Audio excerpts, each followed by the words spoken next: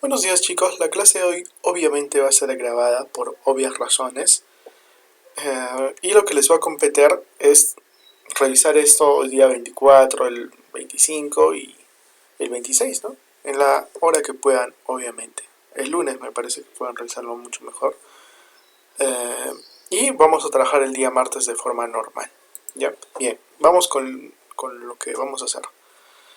Eh, Ahora vamos a trabajar un poquito lo que son las funciones químicas oxigenadas. Recordemos que habíamos visto las propiedades químicas del carbono y, bueno, los primeros tipos de compuestos orgánicos que son alcanos, alquenos y alquinos. Ahora vamos a ver funciones químicas oxigenadas, lo que significa, obviamente, la aparición del oxígeno en los compuestos químicos. ¿Cómo son las funciones oxigenadas? En realidad, aparte de tener oxígeno, todas tienen distintas características, pero empieza una parte interesante que se llaman grupos funcionales. Es decir, los compuestos que vamos a ver ahora, como son los alcoholes, los aldehídos, las cetonas y, bueno, los ácidos carboxílicos, ¿ya? Hay otros, pero esos son los más importantes.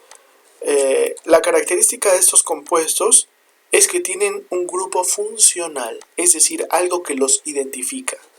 Por ejemplo, un alcano se entendía porque tenía enlaces simples, un alqueno porque tenía enlaces dobles y un alquino porque tenía enlace triple. Ya. Así que vamos a empezar con los alcoholes. Presten atención. Vamos a hacer ahora solamente la teoría. ¿Ok? El alcohol en general es un compuesto oxigenado, obviamente, pero tiene el grupo de carbono, hidrógeno y oxígeno. En el grupo funcional vamos a encontrar, es decir, el corazón de los alcoholes es el grupo funcional OH, que también se le llama oxidrilo, o en algunos libros lo podrían encontrar también como hidroxilo, ¿ya? Y teóricamente resultan de la sustitución de un hidrógeno por un oxidrilo. Es decir, un hidrógeno se desplaza y aparece un oxígeno, ¿no? Eso es en la teoría. Pero en la práctica vamos a ver cómo es. ¿Ya? Pues esta es la teoría, ¿no? En teoría, ¿cómo se forma? Aquí están ustedes vienen un met-et, sería un etano, ¿no?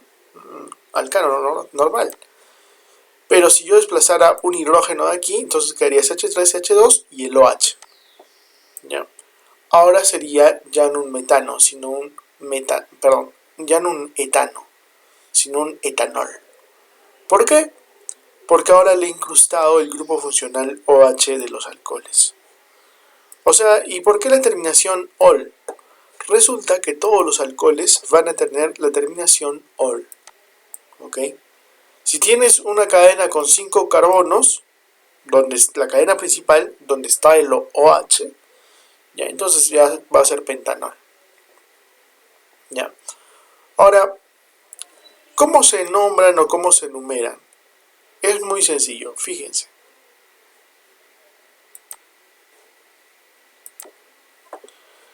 Aquí tenemos, por ejemplo, una clasificación de acuerdo a la posición del oxidrilo. ¿Ya?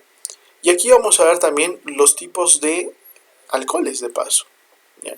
Miren, por ejemplo aquí está un OH. ¿Cómo enumeraría yo o nombraría? Recuerden que para nombrar nosotros siempre recurremos a la contabilización de carbonos. Entonces acá hay un carbono, 1, 2, 3.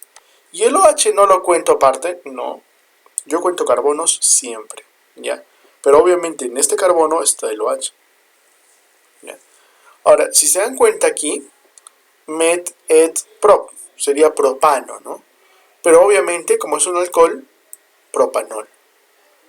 Se puede poner la ubicación donde está el OH también. Entonces yo diría que en el carbono 1 está el propanol. Y a este se le llama un alcohol primario. Si se preguntan por qué, es porque se debe a quién está anexado. ¿Ya? Este OH está anexado a este carbono. ¿Y este carbono cómo es? Es primario porque se conecta con otro carbono. No se conecta con dos carbonos, se conecta solamente con uno. Entonces, como este carbono es primario, entonces el alcohol también es primario, ¿ya?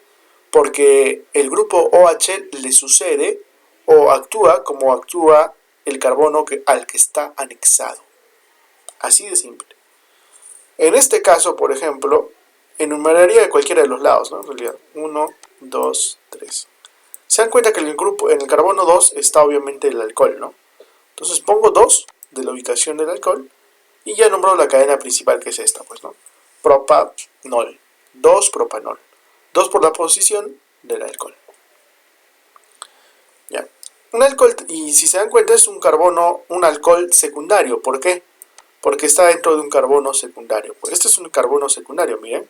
Se conecta con uno y acá se conecta con otro, con 2 carbonos secundarios. Y un terciario. El alcohol terciario, por ejemplo aquí, ¿no? Aquí. Ya. Este carbono se conecta con 1, se conecta con 2, se conecta con 3. Este es un carbono terciario. Ya. Aquí está el grupo OH y es un carbono terciario, obviamente, ¿no? Entonces el alcohol es terciario, ¿no? ¿Cómo se nombraría? A ver, 1, 2, 3, ¿no? En el 2 hay un metil, ¿ven? 2 metil. Y la cadena larga, ¿no? Que sería 2 propanol. Pero acá he puesto propan 2-ol. También se puede poner así. Podrías poner al inicio el 2 y propanol. O también podrías poner propan 2-ol. Ambas formas son válidas. Y por último, y lo que vamos a hacer en esta clase va a ser hasta aquí, ¿ya? No, me parece que vamos a terminar aldehídos y cetonas, por lo menos, ¿ya?